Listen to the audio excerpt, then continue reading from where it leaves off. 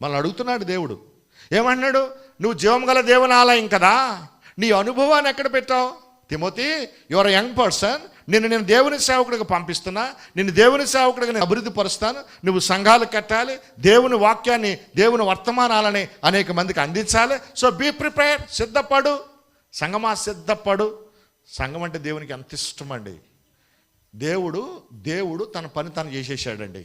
దేవుడు తన కుమారుని పంపించాడు. కుమారుడు 3.5 సంవత్సరాల ప్రయాసపడ్డాడు. It's over.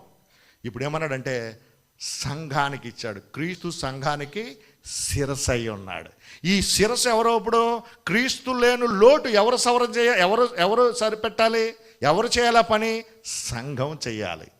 సంఘం ఐక్యతగా ఉంటే, సంఘం అనుభవజ్ఞానంతో కట్టబడితే, సంఘం ఒక్కొక్కటి వెంబడిస్తే మనందరం కూడా క్రీస్తు జ్ఞానవంతులం అయిపోతాం. ఇదే రక్షణ సమయం అనే మాట మనకు వర్తిస్తుంది. దేవునికి